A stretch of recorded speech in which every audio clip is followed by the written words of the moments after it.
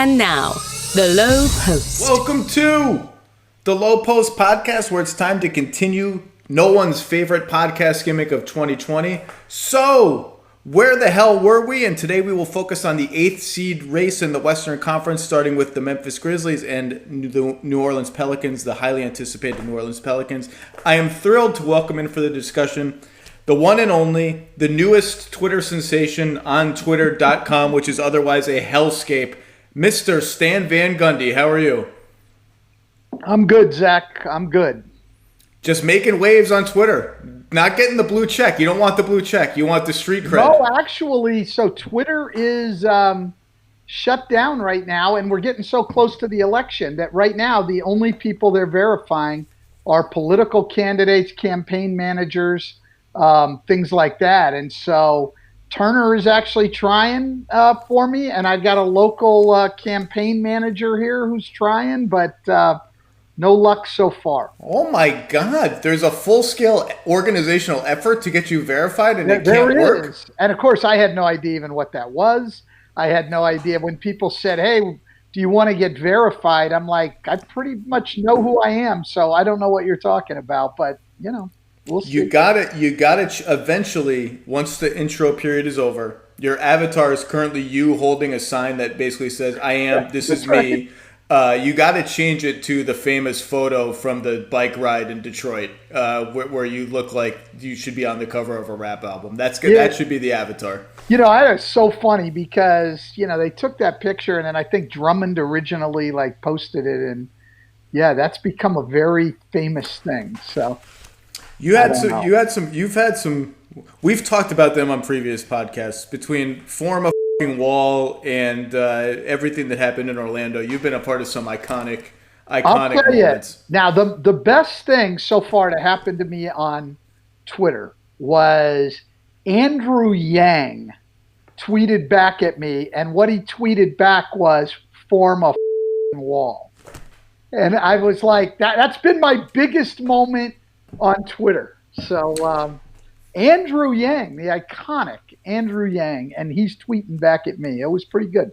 He's a big NBA fan, and that's only your biggest moment on Twitter, because Twitter was still in its infancy during what has been affectionately called the Dwightmare. It was just still in its infancy back then. I love talking basketball with you. I'm so excited to do this. I've put these ones toward the end because there's actually something at stake for these teams. Everyone is super excited about the Pelicans. We'll get to them. Zion just left the bubble. Best wishes to his family. I don't exactly know what he's attending to. But the Memphis Grizzlies have earned our respect and our discussion in the pole position. They are 32-33, 20th in offense, 15th in defense, -1 scoring margin.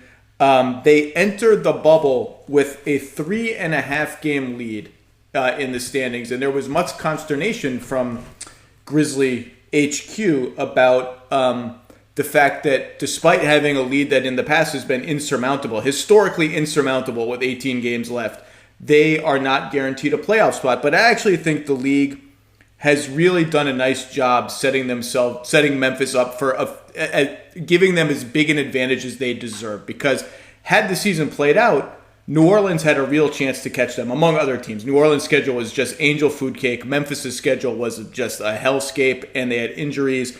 And if you look at the Grizzlies' schedule, if they go 3-5, if that's all they get, 3-5, these other teams have to go 7-1 to pass them or to catch them.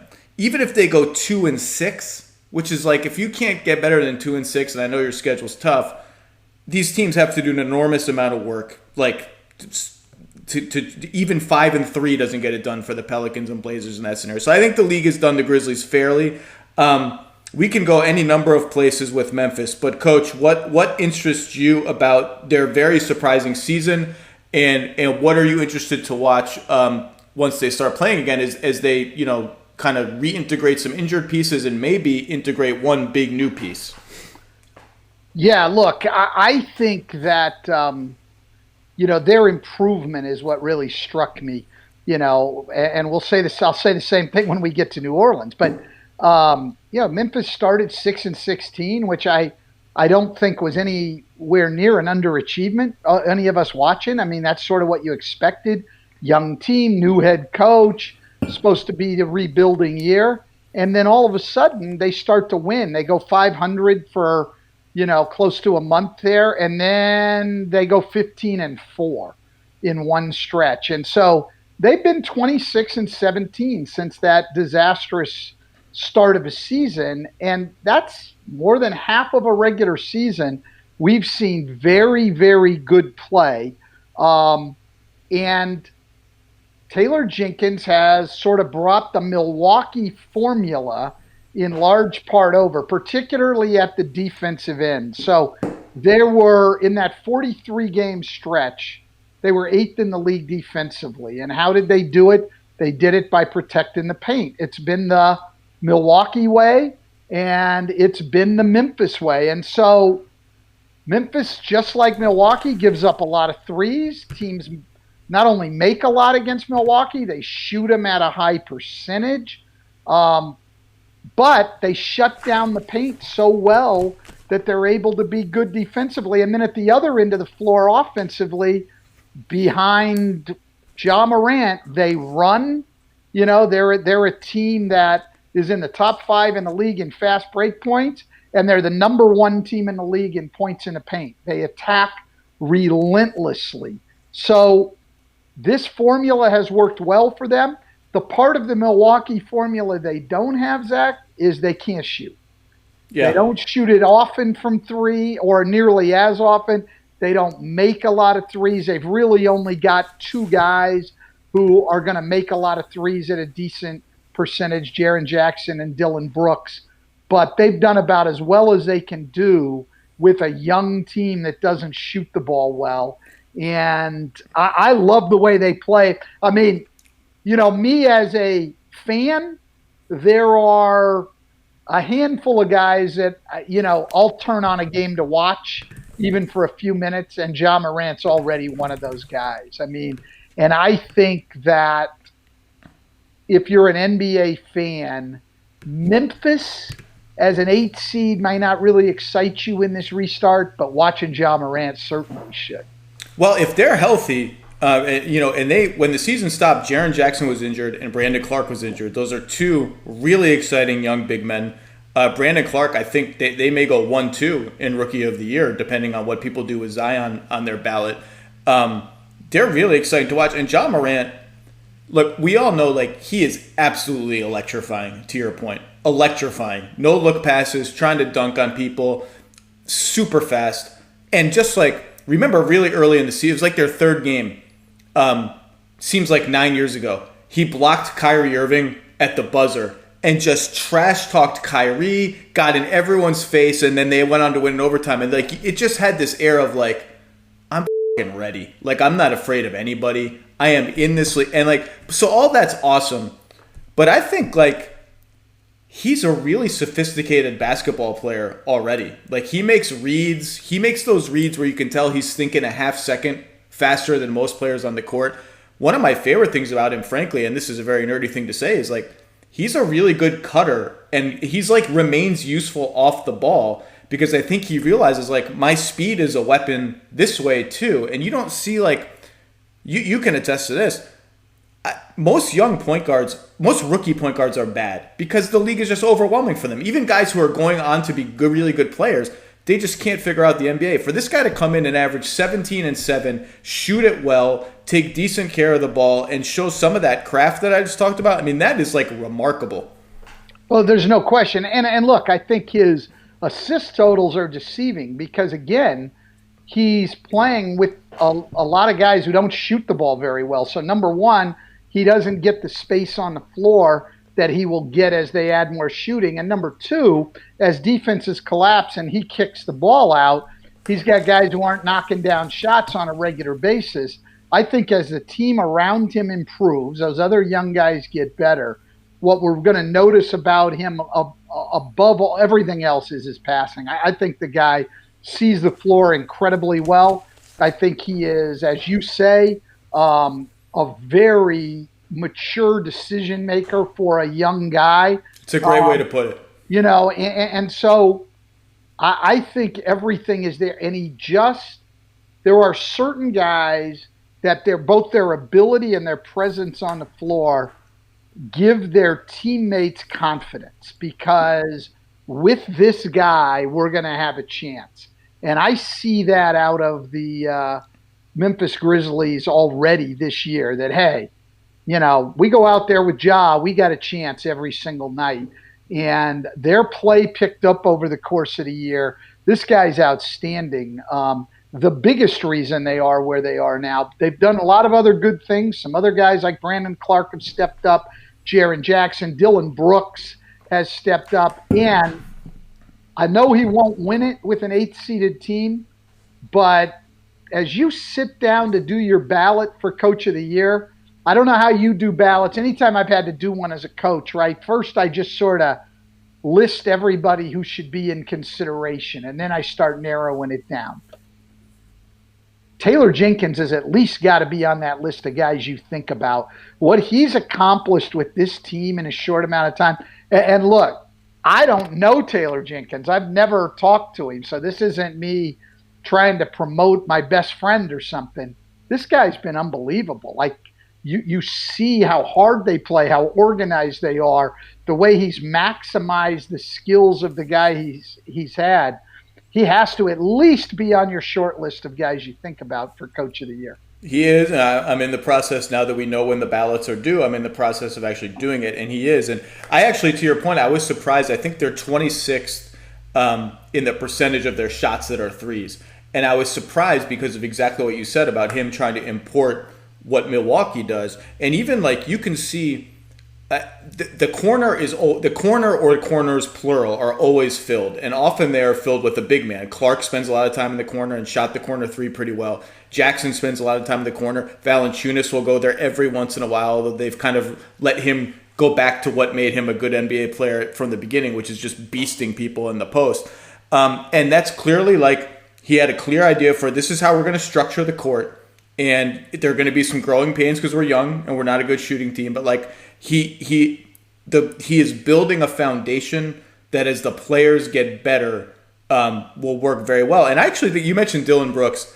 He's a little overstretched right now. Like, I don't know that you really want to have Dylan Brooks averaging like 18 a game and taking a lot of shots, but he is physical as all hell. Sometimes to the Grizzlies' detriment because he loves to foul people, but and I mean this affectionately, he thinks he's better than he is, and he likes to talk about it. And I just think you need guys like that on your team. Like, they're just a rough and tumble team. They're not fun to play. DeAnthony Melton comes off the bench. If people didn't watch the Grizzlies, one of the most fun bench guys in the entire league this year was DeAnthony Melton, a guy that the Suns gave away for no reason, for nothing, along with Josh Jackson, who, by the way, started playing pretty well before the season got suspended. DeAnthony Melton and Tyus Jones, their backup backcourt, is like plus 11 per 100 possessions. And just like, they're a fun, tough team. Now, we should talk about the fact that they did trade Jay Crowder and Solomon Hill, who were a big part of their team, and Andre Iguodala, who was not a big part of their team, for Justice Winslow. And to your point about shooting, this is a team that before the shutdown, because of that trade, was now starting Kyle Anderson, affectionately known as Slow-Mo, at the three, and he can't shoot at all. I mean, he's liable to hit the side of the backboard anytime he takes a three. And Justice Winslow, whose shooting is like, one year he might shoot 40% from three, one year he might shoot 29%. You never know what you're going to get. Both of those guys have been sort of profiled as maybe they should be small ball fours and not threes. So Memphis kind of made themselves a little bigger and a little less shootier maybe, and I'm interested to see particularly what they do with Winslow.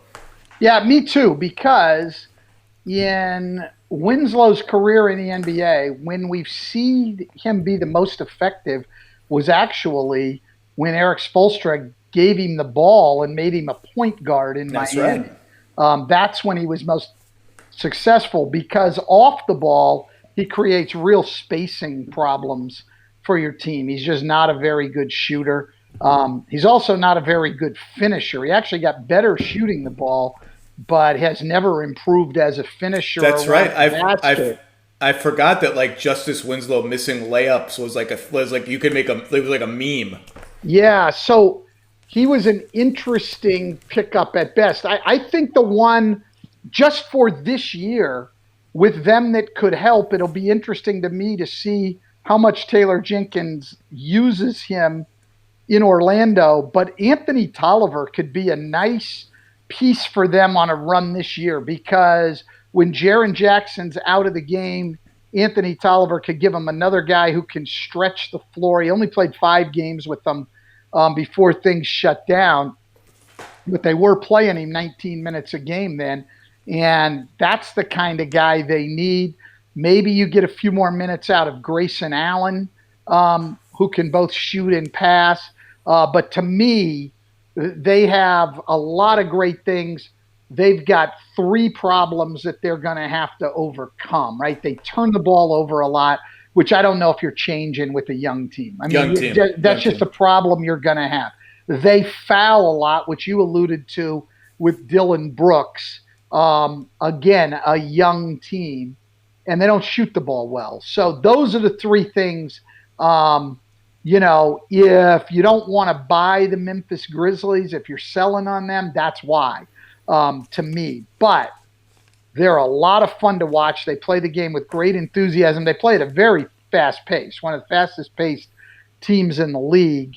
And they're not going anywhere in the playoffs, but at least the games will be worth tuning into. Yeah, they're 5th in total passes, 8th in assist rate. So again, that unselfish style that Taylor wants to play is there. And that starts with Morant. That's exactly right. So I don't know of a coach that has ever said we want to play selfishly. I just don't know. I mean, every coach comes in, talks to their team. We want to play unselfishly. And so as great a job as Taylor Jenkins has done, I don't really give him the credit for that. I love the system he's created and all of that. Those kind of things come from your players, and particularly, as you just pointed out, from your best player. He's going to set the tone for the way you play. And Ja Morant, even though he's their leading scorer, he's a pass-first point guard. And when that guy's willing to give the ball up, then it's a lot easier for the next guy to give the ball up and the next guy after that, and you create an atmosphere. Taylor Jenkins has certainly sold Ja Morant on that, but Ja Morant came in as a pass-first guy. Well, it's interesting. It sort of gets you into a philosophical discussion of what is selfish, right? Because I did Oklahoma City episode last week on this series, and one of the things that surprised me was they're 28th or 29th in assist rate, and they have the point guard on their team. They have Chris Paul on their team, but Chris Paul's not selfish, but he likes to sort of commandeer possessions and play a slow style.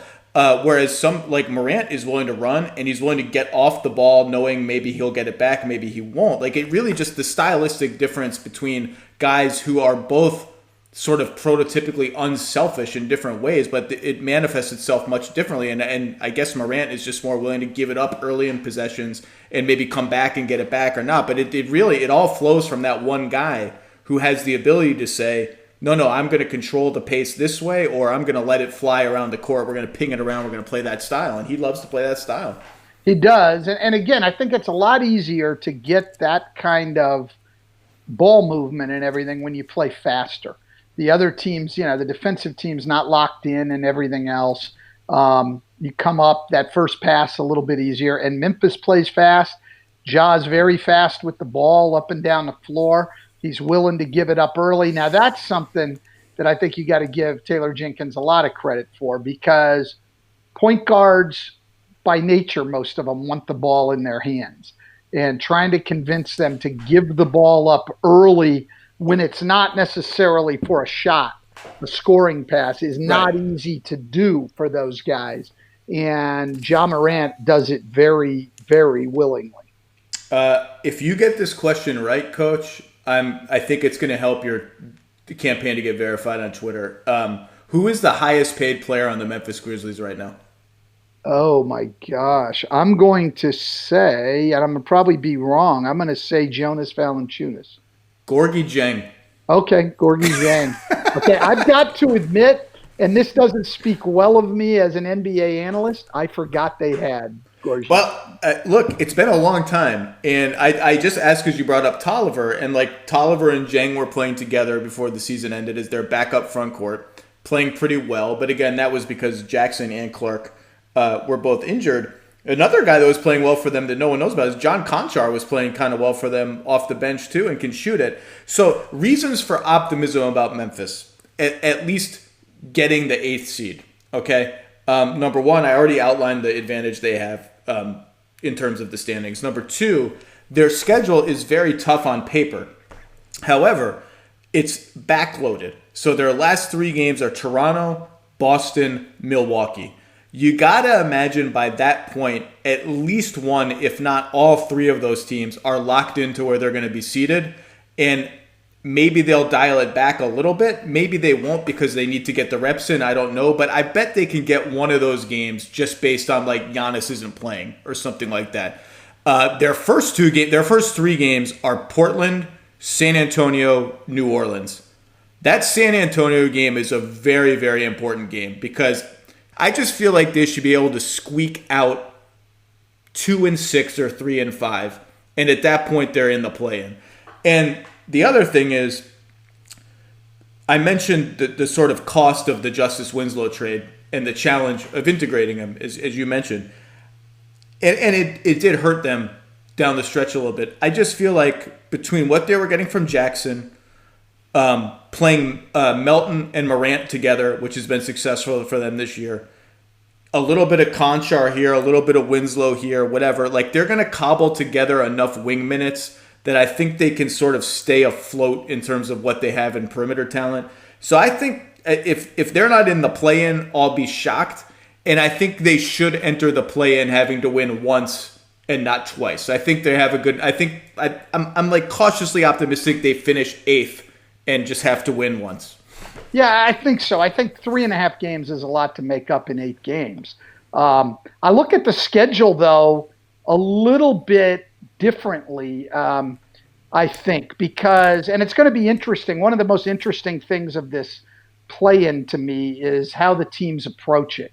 But after a 4-month layoff and trying to amp up, I think what we're going to see from the 13 teams who are pretty well locked in, 7 in the West, 6 in the East, is I think they're going to ramp up very slowly. I don't think we're going to see them resting guys as much in those last couple of games, maybe the last game. But I think their guys are going to play limited minutes early on. I think those teams with no home court at stake. In other words, I mean, unless you're really trying to avoid a certain matchup, and I think if you're a true contender, you're going to have to win 3 series anyway, so I don't think you worry about that. You're going to say there's no home court, so why am I going to push my guys hard for a seeding thing? We've been off 4 months. I think those coaches are going to look at this as a 5.5-week training camp to get ready to play in the playoffs in the first round. Whereas the Memphises, the New Orleans, Portland, SAC, those teams are going to be, hey, we got to be up and running on July the 30th or 31st whenever we open to win games and get in. So I think we're going to have what might look like on paper as upsets. I think we're going to have a bunch of those early on because, like, I've got the New Orleans-Utah game, the very first game back. Like, if Zion's back especially, I'm taking New Orleans in that because that's a game they need to win. Quinn Snyder doesn't need to win that game. Like, let's ease into this whole thing. And then I think what the contenders will do, Zach, is as they get closer to that first round of the playoffs, that's when they're going to start amping up the minutes and getting people ready. So I think those first few games are going to be absolutely crucial for Memphis. And I think their schedule's actually tough right there. Like, if I were them, I'd want to be playing the Clippers and the Lakers and Denver early on because I think you're going to see their main guys 24 minutes, something like that, as they ease into it. I would guess that they're taking it a little slower in practices and stuff right now. I don't know that for sure. That's just my guess. Well, I don't know how I feel about you coming on this podcast and using your coaching expertise and acumen to undermine my point, Coach. You know, it's not very polite. No, you're probably right, and my point was probably stupid. In that case, watch out for the Pelicans because their first 2 games are Utah Clippers, and then the rest of their schedule is teams that are under 500. So if Zion returns in time, by that logic, which I actually kind of agree with now that you've said it, they have a real chance to go like 7-1 or 6-2 if they can pick up where they left off. Yeah, and I think here's the point is that I think the bigger problem, if I'm a Memphis fan and I'm thinking that Memphis is being treated unfairly in this whole thing, to me, it wouldn't be the schedule or anything else because you only got to play 8 games. You're up 3.5 games.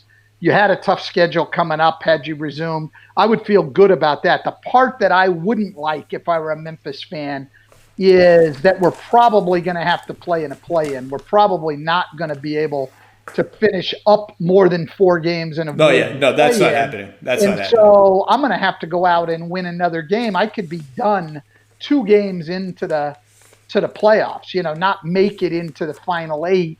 That's where I'd feel a little bit cheated, I guess. And I'm not against what the NBA is doing in this because I think both economically and for the on-court product, they needed these 8 games leading in. And it wouldn't have been worth doing if all you brought were the 16 playoff teams. It would have been a bunch of exhibitions that meant nothing. So I thought they made the best decision they could here. But if I were a Memphis fan, I'd probably be railing about it. Yeah, not the time for self-interest. I kind of lost it a couple of months ago talking to the NBA got a lot of credit for everyone came together and have the collective spirit in mind, and I actually think that there was a little more pernicious sort of self-interest behind the scenes. I was talking to a lottery team that I won't name who was like, well, it kind of sucks for us because we were set up to go 1-15 in our last whatever games and really, move up the lottery odds. And now we're frozen. But if we have to come back and play, we might win too many guys. Stop. It's a pandemic. Just make the best of it. Put all your stuff aside and make the best of it. The other team we should mention here is Boston, which gets the Grizzlies pick with top 6 protection. So if the Grizzlies make the playoffs, Boston will get the 17th pick or whatever it is. If they miss the playoffs and jump up in the lottery, then the pick rolls over and becomes unprotected next season. I would guess that Boston is rooting for that scenario because an unprotected Grizzlies pick next season, even if they draft another good player in the Western Conference, you then give yourself to be an injury to a Grizzly away from being in pole position. So that's the other thing.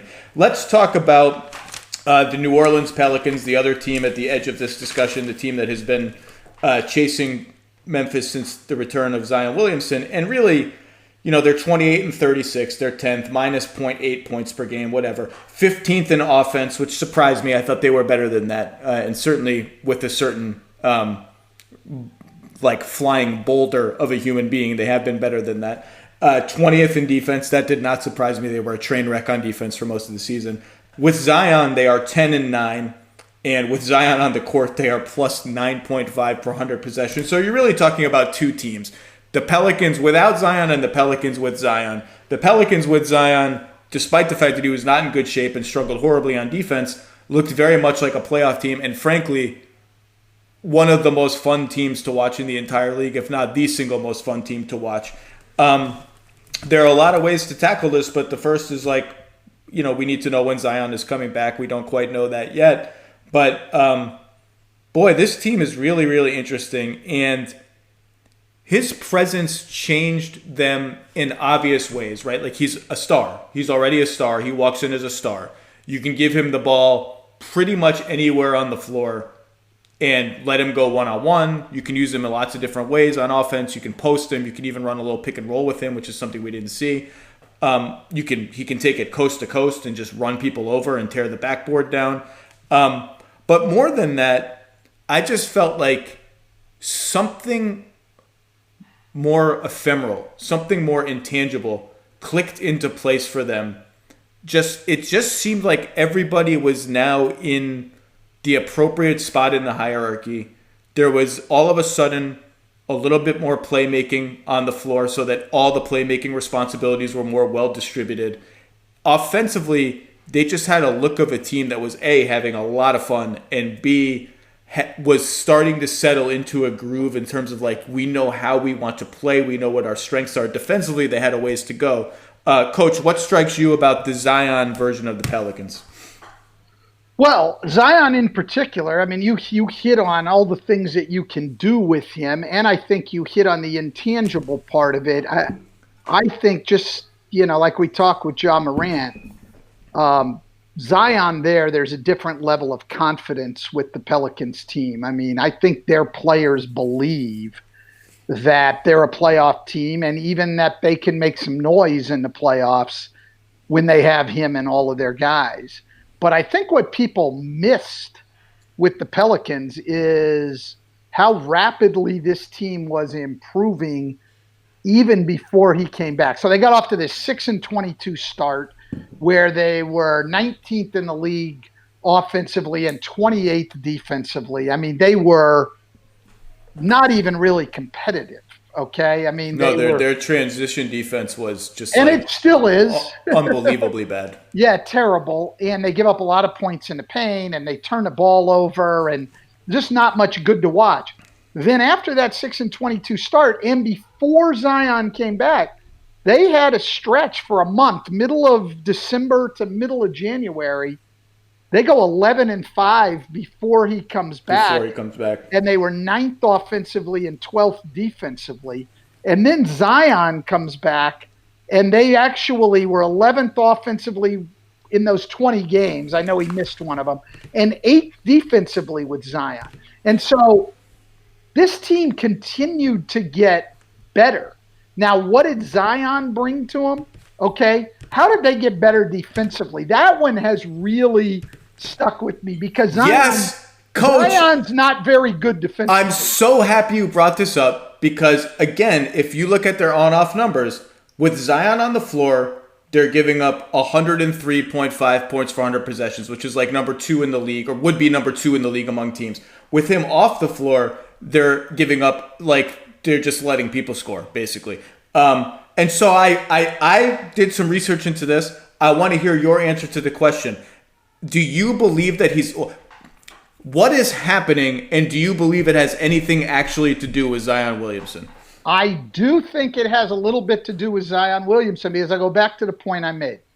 I think because the players have a heightened confidence that they are a legitimate playoff team with Zion Williamson, I think that their sense of urgency on the defensive end changed. I don't think it was Zion's defense that helped them. I think Zion's offense and the confidence it came with them helped them defensively. Now, by the numbers, only 2 things really changed that I thought were significant. They didn't send teams to the free throw line as much. And I know for a fact that's something that Jeff Bezdelic, their assistant coach, who does their defense, had been pushing all year. Quit fouling people. And I couldn't figure out when I watched their film on the court, but their 3-point defense got a lot better. They didn't give up as many threes. Teams shot it poorly. That may be luck of the draw as much as anything. They still don't get back, even with, they didn't get back over any stretch of the season. They gave up transition points. They give up a ton of points in the paint. They don't particularly force a lot of turnovers, but they did do a very good job of limiting the 3, and they quit fouling. But where they really changed with Zion was on the offensive end of the floor. So they always played at a fast pace. They were among the leaders, top 4 team in the league, I think, in fast break points all year long. They shoot a lot of threes and make a lot of threes. That didn't change pretty much the entire year, but they had no interior presence. They were, well into the bottom half of the league, points in the paint, well into the bottom half of the league and getting to the free throw line. Now Zion comes, and for the stretch they have him, all of a sudden they're 3rd in the league in points in the paint and 7th in the league in free throw attempts, and they're still shooting a lot of threes and making them. And so everything with them changed because of that. And here's the other stretch, and you know this, Zach, from history. When you're getting to the free throw line more and you're attacking the paint more, which means your shooting percentage is going to go up, just regular shooting percentage, that means your defense can get set, particularly going to the free throw line. And that helps your defense because you're not in transition as much where we know they're terrible. So, Coach, I'm used to being the one on my podcast who, makes the big statistical reveal and, has done all the research and, no, here's the actual thing that's happening. And I bring you on, and you have already done it. I don't have anything left to say. Let me say this. You just hit it. I think Zion's biggest contribution to their defense has been his offense. And I think it's not just when you score more, when you get to the line more and you score more, you get to set your defense. And they're doing both of those things much more with Zion on the floor. They're also offensive rebounding at an absolutely colossal rate because Zion Williamson apparently can jump 4 times in the span it takes a normal basketball player to jump once, and is some cross between Moses Malone and Dominique Wilkins or something on the offensive glass. In terms of why their defense, I think that's actually the biggest reason why their defense, the 2 biggest reasons their defense is better to me with him on the floor is number 1, their offense, and number 2, luck. Because if you look at their shot distribution, they're second to worst, next to worst in opponent shots at the basket. You try to prevent opponents from shooting at the basket. The Pelicans do not do that. And they do not do that any better or worse with Zion on the floor. They're still terrible at it. Their shot distribution allowed is the same. The biggest difference is teams are shooting 31% from 3 with Zion on the floor. I find it preposterous that he has actually anything to do with that other than what I just said about their offense. I think they're getting lucky. The free throw thing is very interesting to me because I don't know what's going on there. Their free throw rate doesn't just drop with him on the floor. It drops by a gargantuan amount. They become the Bucks, basically. They become the best non-fouling team in the entire NBA. I don't know why that is. I'd have to look at it a little bit more. But I think his offense is helping their defense more than anything else that he's doing. And his offense is obviously spectacular. You can do anything you want with the guy. I just think, I spent a lot of the early season, some of the early season, I mentioned it on the podcast, watching Lonzo Ball and wondering, what exactly is Lonzo Ball in the NBA? It's just he still is not shooting it very well. He's not a traditional half-court point guard by any means. Is he just going to become a sixth man? What is he going to be? And then enter Zion, and he has this immediate, beautiful chemistry with Zion. They play off of each other. They both want to run. All Lonzo wants to do is throw 70-foot passes, and now he has a target to do it. They have a beautiful chemistry in the half court. And more than that, Zion is a playmaker, full stop. In the half court, in the open court, he's another playmaker. And so Lonzo's lift as a playmaker, particularly in the half court, shrinks. And if he's really a 38% three-point shooter, which that's what he's shooting from 3 this season, if that's real, and a lot of that can be on catch and shoots from somebody else, then you have Lonzo as this, he's not really a traditional point guard anymore at all in the half court. He's sort of like a full court player who does a little bit of everything in the half court, rebounds the hell out of it, defends the hell out of it. You have Ingram, who I think if he's your primary playmaker, he's a little overtaxed, but in a role where he's maybe your third playmaker, he's perfect and has a really nice pick and roll chemistry already with Zion, and also likes to push the pace. And it just, everything sort of made sense. And Zion Alonzo as a basketball player just makes more sense with Zion. And it just he went from a guy that, boy, I wonder what the Pelicans are going to do with him in extension talks. What is his future in the league, to this is really interesting now. And it just, the combination of talent just clicked in a way that I'm not sure the Pelicans even expected it to.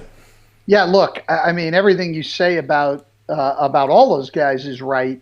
To me, Lonzo Ball, when you're looking at his positives, size, smarts. I think the guy's a very, very smart player, and he's extremely unselfish. He would much rather pass the ball than do anything else on the court. So you've got the start toward being a very effective basketball player, as you mentioned, shooting 38% from three and making like 2.5 threes a game. He was launching like freaking JJ Redick toward the end of the season. Like 12 shots. And the thing I will say is one of the things that I thought was a good step forward for Lonzo Ball this year is he had some games where he was like 1 for 10, 1 for 11 from three. And I saw that as a real positive because, in the past, what I had seen from him, if he'd shoot those first three and they didn't go in, he was passing up shots. Now, I think Alvin Gentry had convinced him, like, no. You're going to keep shooting the ball, and if you're open, you shoot it. So I think that they've got a good thing in Lonzo Ball. Obviously, he's only 22. Where his development has got to come is shots off the dribble. Both at the rim, can he find a way to finish? He hasn't really figured that out. And he really can't shoot the jump shot or a float. He doesn't have any of that off the dribble right now. So if he has to put the ball on the floor going to the basket, he's simply looking to pass the ball. You can see it with defensive teams. They really don't commit to him because he doesn't have great explosion going to the basket anyway, and he doesn't want to really shoot the ball in those situations. That would be his place to develop. But, man, at 6'6", with his ability to defend, he passes the ball and he's making the three. I think sometimes we can get too focused on what guys can't do. He's got a nice package of skills. And as you mentioned, they've got other ball handling parts, pieces. He doesn't need to facilitate everything in the half court. And I almost think if everything goes right and you can run your half court offense through Zion Williamson, Brandon Ingram, and Jrue Holiday with some catch and shoot and movement stuff for JJ Redick in the half court, what's the problem if Lonzo Ball becomes mainly just a standstill shooter?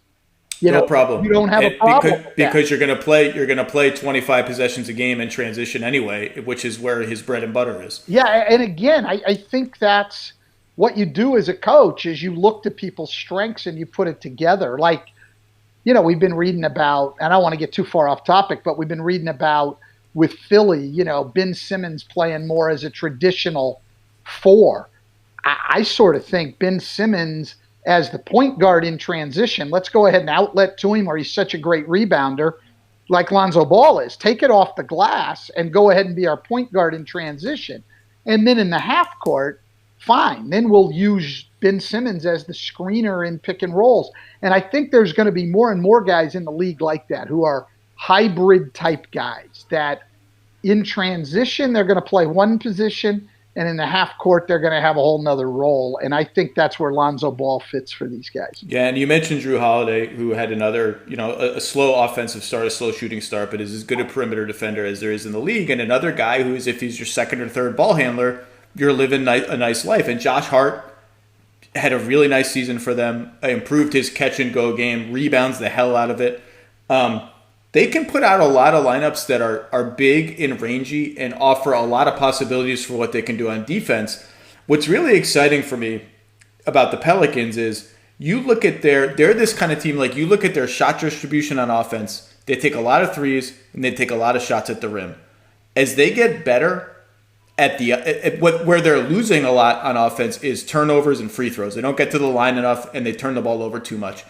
As they get better, and as Zion gains experience, those little fringy areas that are not really fringy areas, just like the non-shooting areas of offense, those will get cleaned up a little bit. And if they can make some more shots, they shoot the three pretty well, but if they can make some more of the other shots, like you don't necessarily see it in the numbers now, but there's something going on there that is structurally healthy and portends well for what this team can be if they keep it together. So forget this. Well, don't forget this year, because if they get the 8th seed and they're rolling, that's a series that I don't think the Lakers are super psyched to play.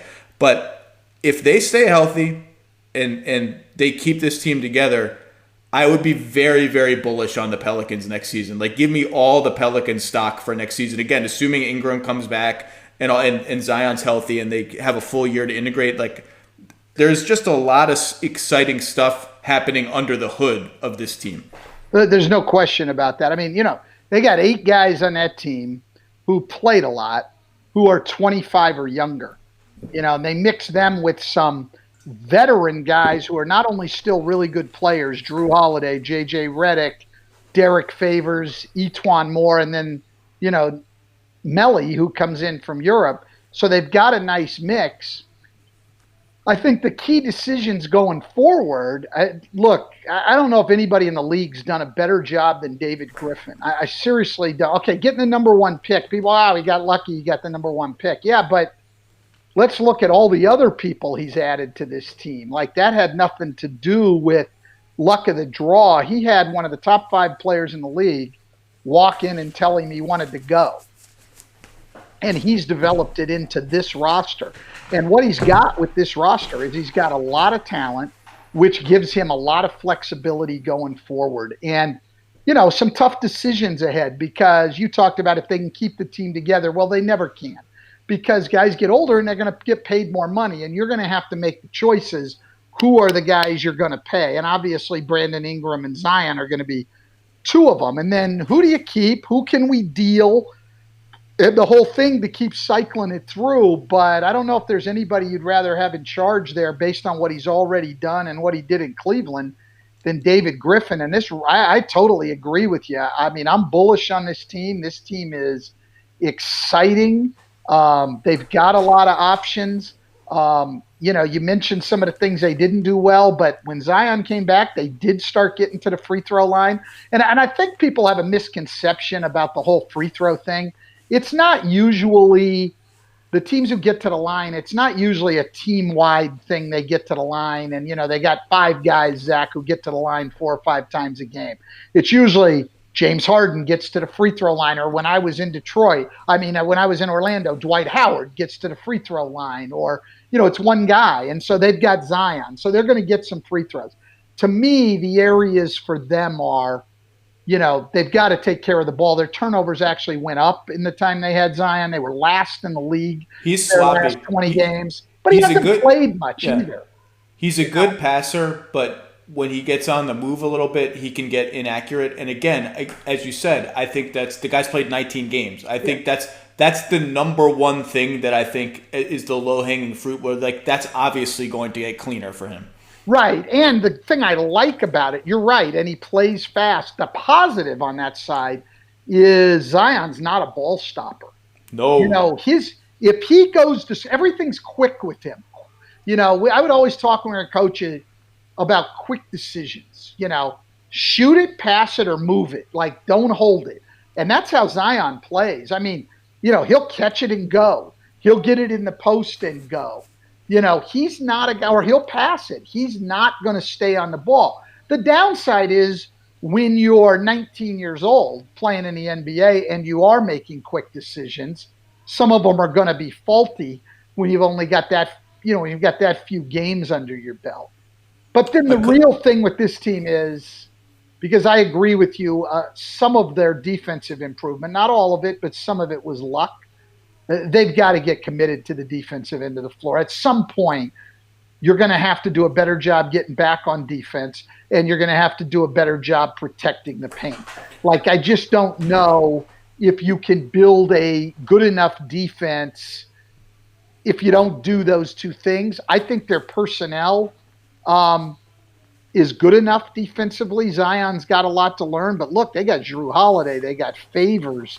Lonzo Ball can guard. Josh Hart can guard. Like, they can be better defensively, and the players are going to have to show a much greater sense of urgency at that end of the floor if they're going to get to where we think they can get. And we're both, I think, talking more next year. Next season. Yeah. Yeah, well, let's get a little crazy. Like, I think there's a universe in which this team can win 50 games next season. And that may be crazy. That may be getting ahead of you're making a squinty face at me. 48? If I just started with a 4, does it seem less crazy? I don't know. I mean, I'm not even saying that 50 is not possible. The problem is you've got, and you know this, you've got to start looking at the West and say, I know the West is too good. That's the who are problem. you The West is too stealing good. those wins from? Are the Lakers going to fall off? Are the Clippers going to fall off?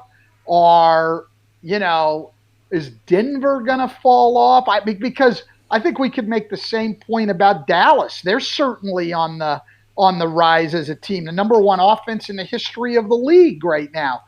So they're going to get better. So, you think Portland, as they get healthier, is going to come back.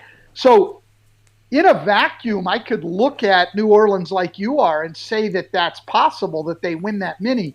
And then when you drill down on it and say, okay, who they taking those wins from? It's hard. It gets hard. Listen, this year, next year, and probably at least the year after, there's going to be good basketball teams in the West who don't get in the playoffs. Well, I said this last week. As things stand now, and I don't think necessarily we will enter next season as things stand now, but as things stand now, all 15 teams in the West are going to be trying to talk themselves and their season ticket holders into, we can make the playoffs this year. Even Minnesota will say, well, we have D'Angelo Russell now. Phoenix will be like, well, we made the bubble. We're a young team on the upswing. I do think somebody will step into the rebuilding vacuum that leaves. But yeah, 50 is optimistic just because the West is too good. If they were in the East. And let's talk about the big one in the West. Golden State probably will not be the worst team in the West next year. They might win a few more games than they did. Okay, all right. 40. The Pelicans could win 45 games next year. But you're right, and you would agree with me on this. You know how good you have to be to win 45 in the West next year? Good. I mean, really good, because Sacramento, Portland, those teams are all good. I mean, to me, the team it's scary for is Memphis. Well, that's the point I was getting around when I said, if I'm Boston, I want that pick unprotected next season. Absolutely. Because there's a downside for Memphis next year that, as optimistic and as happy as this season has been, we see it a lot where a young team overachieves. The expectations are that they'll just continue this linear improvement. And there's a 1 year, back to reality a little bit. I could see that happening with Memphis. I could also see Morant and Jackson being so transcendent as young players that they hold steady. I don't know. Okay, so the point I was saying is I think the Pelicans could win a lot of games next year. 40, let's say 45 to get me off my high horse a little bit. If and only if they, whether it's through coaching or scheme or internal improvement or whatever, if they really decide we want to be a good defensive team. Not going to be a great defensive team, but they can't be the 20th best defensive team and win 45 games in the West. They could be the 11th best defensive team and probably win 45 games in the West. That's a big if and a big jump that they would have to make. Can I give you my favorite Zion stat, by the way? Go ahead. You mentioned their shot selection with Zion on the floor. I will drill down specifically using Cleaning the Glass, the Ben Falk site. With Zion on the floor, 49.9%, so 50% of their shots come at the basket. The league leading team is the Bulls at 40.5%. So with Zion on the floor, half their shots are coming at the basket. More than that, 17% are coming from mid-range, which is lower than the Rockets, a team that has essentially decided we will never, ever take mid-range shots. So with Zion on the floor, again, under the hood, there's something very healthy going on about their offense. They profile as a potential top 5 offense next year if they clean up some of their problems with turnovers and they just shoot it a little better. That number is staggering. 50% of your shots at the rim. Now, some of that is his putbacks and all that, but that's all baked in. The guy's an incredibly exciting player. Well, there's no question. And I think for him to do what he did in those 19 games after missing as much time as he did, it was nothing short of incredible. I mean, he's playing, 29, 30 minutes a game, and, he's averaging over 23 points at a real high efficiency, and just starting to round into game shape. I think the big question for the rest of this year for what's going to go on in Orlando is, and now he's even away from the team again, what kind of shape's he going to be in now? I mean, I think that is a big question across the league.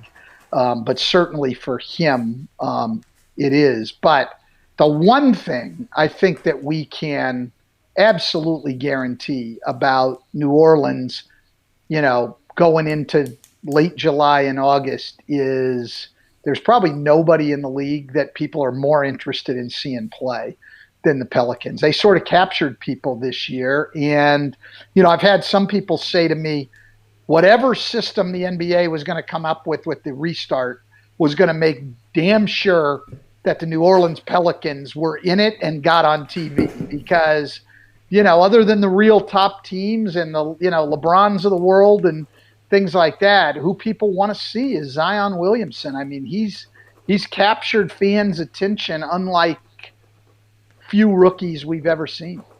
What's your take on Brandon Ingram as a player? How much better did he get this year? And like how good is he? How good is he? And what is his impact on winning?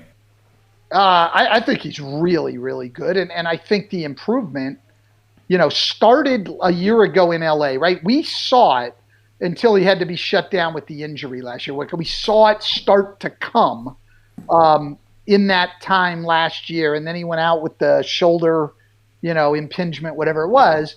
But we had seen it. But it's like a lot of players to me, it's all been about his shooting.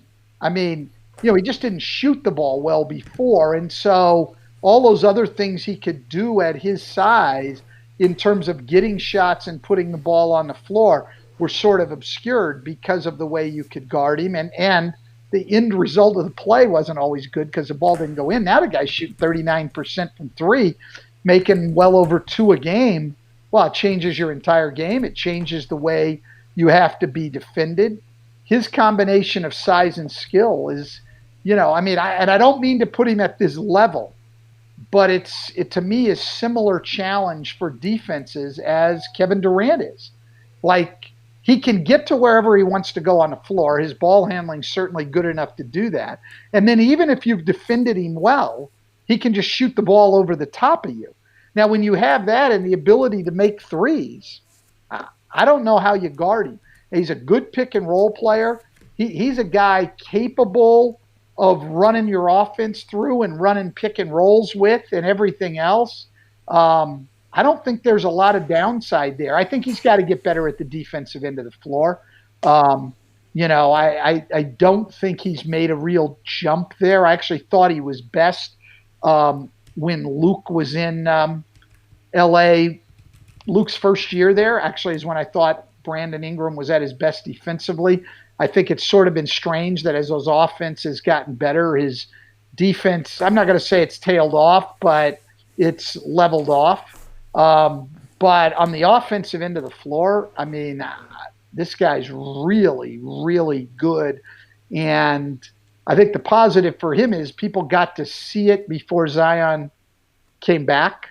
And now the big challenge with the Pelicans really to me at the offense is, and I think they've already answered it well in those 20 games, that the big question is, how do you get both those guys, your two best offensive players, playing at their maximum? How do you build a system that works for both of those guys? I think it was really smooth to me, surprisingly smooth. Ingram is one of the most important swing players in the NBA in the next 2 or 3 years for me, because I agree with you, he's good. I think he's good to really good. I think he didn't impact winning this season as much as a guy averaging 26 points a game should impact winning. Something from that profile wasn't quite translating. Some of it is defensively, he still has a long way to go. As a passer, I think he's a B minus with a chance to be a B plus, A minus, and the difference between those things is huge. And so I like the Brandon Ingram that averages 21 points a game and dials it up on defense and averages 6 assists a game more than the one who averages 26 and 4.5 or whatever it is a game. I just think he didn't quite impact winning as much as the numbers would suggest, and I think he had a really good year. I thought he deserved to make the All-Star team. He's in consideration for. I'm not really going to put him on my ballot, but some people will put him on the All-NBA team. It's not insane. I wouldn't do it, but it's not insane. But I just do think that there's a more winning version of him that still puts up good numbers that I think Zion will help bring out, and that's part of what makes this team so exciting to me. Two quick questions, roundtable questions, and I'll let you go. Who poses the largest threat to Milwaukee in the East? Or maybe you're not even picking Milwaukee to get out of the East, but if you are, or even if you're not, who poses the largest threat to them? Well, I think they will win the East. And I'm not going to be real creative here or real surprising. I mean, Toronto and Boston, I'd make that a toss-up. I mean, those teams are both really, really good. Look, I think the sleeper team in the East, myself, and I like all of the top 6 teams, but I think the sleeper team for everybody, right, is Philly. Like, it's so hard for me to figure out who Philly is because at home, they were absolutely dominant, best home record in the league, and crushed people. Even good teams just took them apart. Like, teams weren't competitive against them. They took Milwaukee apart. They took the Clippers apart. Like, they were just great. And then on the road, they were like, the 20th best road team in the league. I mean, so now I say worse than the Knicks. That's my shorthand for how bad they were on the road. Worse than the Knicks. And now we're going to play on neutral courts.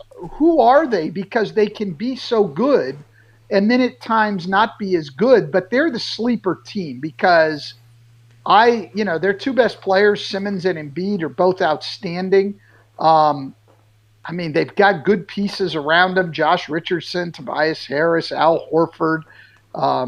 Their depth isn't fantastic, but, in the playoffs, if they're in shape and they can play their guys big minutes, they're the sleeper. But I don't know who they're going to be. I'd love to say they're the team that can challenge Milwaukee, but I want to see how they are. I don't know. Are they in between those 2 teams, or are they going to be the home team? I mean, was there struggle playing on the road, or could they only play at home? I don't know. I have banned myself from talking about Philly on this podcast for the next week because I'm too obsessed with Philly. So I'm just going to leave that alone for the sake of my own mental health. I understand that. I think a lot of us who watch the league are obsessed with Philly because it was such a strange season for them. I'm going to contradict my own ban. I'm going to contradict my own ban immediately and just say one thing. The one reason that perhaps I have not been clear enough in my unending obsession with Philly and why I just cannot give up on them no matter what. And I just want to say it clearly. Number 1, if he's engaged and healthy and in shape, Joel Embiid is the single most impactful defensive force in the NBA, and it is not close. Number 2, if he ever decides to get healthy and in shape and engaged for an entire season, Joel Embiid could be the best player in the NBA. I don't think that will ever happen. That's an incredibly high bar with Giannis ascending to where he is. But I think that what that guy can do defensively at his highest level, and if offensively I think the biggest weakness in his game is his passing is just so-so. Like he has to get better at making the simple read of there are 2 guys coming at me. What's the correct pass for you to make? He's just not good enough at that yet. If he just gets good at that, he doesn't have to become Jokic. He doesn't have to become Arvydas Sabonis or whatever. If he just gets good at that, there are universes in which that player for a season is the best player in the NBA. I think that's a minority view. Like if I surveyed 30 GMs, I think, I know that there are some that might agree with that and see that, and probably an easy majority that do not. But my basic reason for optimism with Philly is that Joel Embiid can be that good. End of Philly discussion. I will not talk about Philly for the rest of the week. Second rapid fire question and last one. There's a logjam in the West kind of from 3 to 7. Who's got the best shot among those teams at least pushing one of the LA teams in the second round, if not out and out upsetting them? Well, now assuming that, health, guys coming off of COVID tests and all of that, I mean, I'll still take Denver. To me, the most, I don't want to say, I think, I'll say underrated teams from where they are. Last year, they were second in the West and nobody bought them. At least not people doing this kind of stuff, right? Nobody bought them. and they're third now and nobody buys them. Like, you'll get talk about Houston, and you'll get talk about Dallas, and, certainly interest in, Memphis and New Orleans. But for some reason, Denver's just a team everybody glosses over. And people have decided, for whatever reason, that they're just a regular season team. And that as a playoff team, they don't work. They don't like Jamal Murray, whatever it is. To me, I mean, I've always sort of gone with the saying that you are who your record says you are, and they beat these other teams. I mean, they're ahead of them. They're more consistent. I like them. I think they're good. I think that they can, give. I think they can give the Clippers a hell of a series in round 2. I'm interested to see them. And I think part of it is I really can't buy on Utah because of the Bogdanovich injury right now. I liked them before. Conley started playing better. We'll see what it looks like with him coming back, but Bogdanovich is out. Houston can beat anybody on any given night. I just don't know if the small ball stuff it's not going to catch people by surprise when they go into the playoffs and play 7 games. I don't think they've got a lot of versatility in their offensive approach. I'm not really buying them.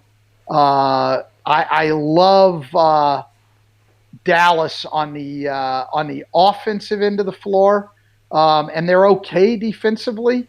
I could actually see them being a tough out for somebody, but I'll still take Denver's shown me a little bit more over time, and I'll take them there. And then who'd I leave out of that discussion?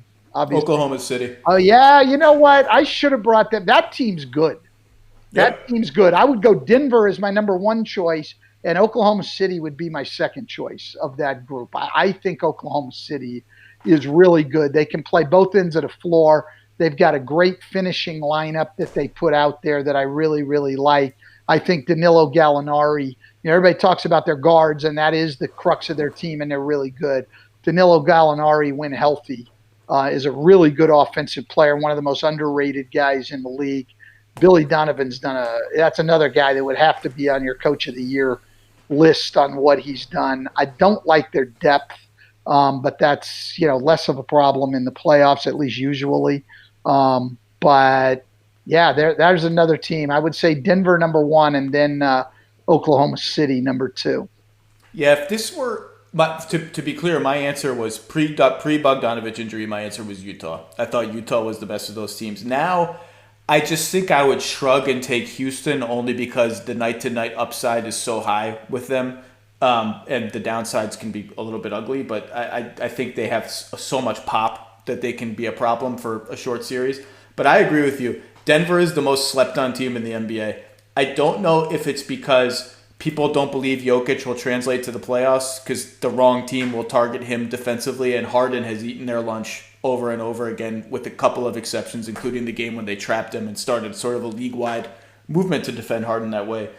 I don't know if it's because their run, quote-unquote, to the second round last year was sort of like they just snuck by a Spurs team that wasn't any good, and they lost at home to Game 7 to a Portland team who was just good, not super threatening or whatever.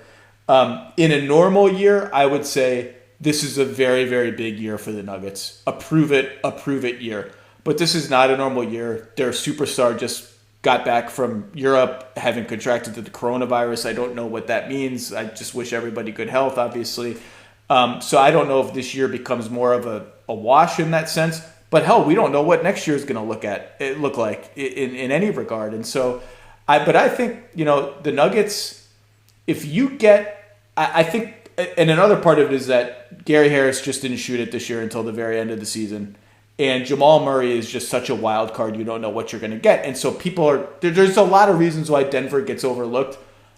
But if you get them over 2 weeks where those two guards play well, they're a dangerous team, and I think they are the most slept on team in the NBA in terms of just how good they are. And Jokic's postseason numbers last year were ridiculous. His endurance, considering the condition he appeared to be in, was ridiculous, and now he's in much better shape. Millsap and Grant and Porter give them some interesting dimensions that just in terms of defense and stylistic flexibility. I wish this had been a normal year because I would have really. I agree with you that they're not getting talked about enough, and I just wish this were a normal year because I would say this is a big year for this core, particularly with Millsap heading into free agency and all that, to sort of prove to me that you're a little better than you were in the playoffs last year. Yeah, no, I totally agree, and I thought the Grant pickup was. Certainly not one of the real ballyhooed ones in the NBA last year, but it ended up being huge for them. He's good. Yeah, very, very good. And then I think, the question of where do they go from here, Denver, huge part of that's Michael Porter Jr. We saw stretches this year where the guy looked like he can be really, really good because you're not going to be drafting high anymore. And I think they're getting a little past the period where you can expect like any of their key guys to take a major jump. I mean, they're not old, but they're old enough now. Like I don't foresee Jamal Murray or Jokic like taking another one of those big jumps. Maybe Gary Harris bounces back a little bit, but where they get their big jump to me going forward is – and as Paul Millsap especially starts to decline a little bit, as you would think, is Michael Porter Jr. That's the guy. And it'll be interesting to see how much that, Michael Malone plans to use him, here in Orlando and come playoff time. I think that, here's the thing. There's no easy series in the West, particularly outside of the Lakers. I think the Lakers will get through the first round pretty easily, but everybody else going to play somebody good, somebody really, really good. And so, and the matchups really matter. The matchups really matter. We saw it with Denver last year. They tanked the end of the regular season to try to avoid Houston. I still don't think they love that matchup despite, playing them a little bit better. The matchups are going to really matter. So we're going to see you. How many games are you doing for Turner? We're going to see you on that very first game. Where are we going to be able to see you? Yeah, thanks. I've got 8 games in the regular season, Ian Eagle and I, and then I'm working with Spiro Dides on the first round of the playoffs. Obviously, we don't have a schedule yet of which games.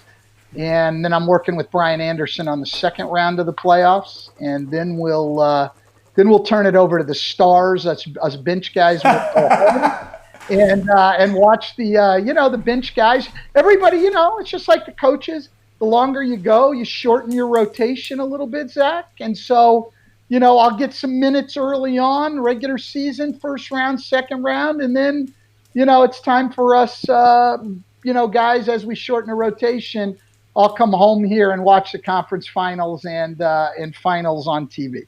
Well, I'll tell you, Ian Eagle. Everybody knows how good Ian Eagle is, and you and Ian together are fantastic. It's been so long that I actually forgot that was a pairing for most of the season.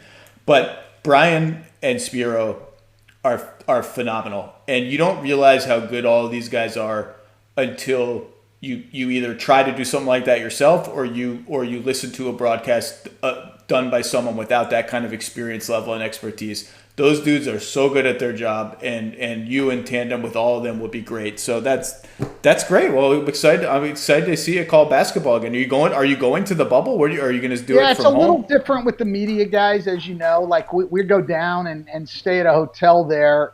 We're not on the campus itself. You're tier 2. You're tier 2. Yeah, tier 2. So we're going from the hotel over to the broadcast area, but we got a separate entrance, and we're going to sit even separated from the play-by-play guy. It's going to be all plexiglass. So basically sit in the booth, announce a game, and head back to the hotel. I guess they are letting people in our zone go to Disney Springs, which quite honestly doesn't make a lot of sense to me since that's open to the public. And so I'm just going to watch it in the hotel and make sure I'm not spending much time around people who might have been in Disney Springs and out to the public. That one scared me a little on our call, but it'll be interesting to say the least, both on the court and to just watch how this all plays out. The returns from the players so far have been good, but they've only been there 2 weeks tomorrow. And we'll see as time goes on, because what you're asking out of everybody is really, really difficult. But what I have heard from the people in the bubble more than anything, the coaches that I've talked to, is the amount of planning and the attention to detail by Adam Silver and his entire team there at the NBA has been incredible. Like, everything has been thought of. And I've said to people, and I fully believe this, if the NBA can't pull this off and get to the completion, then shut down sports everywhere until this thing is solved. Because if the NBA can't do it with everything they've done here, no one can do it. Coach, just stay safe. It sounds like you're going to prioritize that. Stay safe, stay healthy. Best to your family. Enjoy Orlando. It's always great talking ball with you. Thanks for your time. All right, Zach, thanks.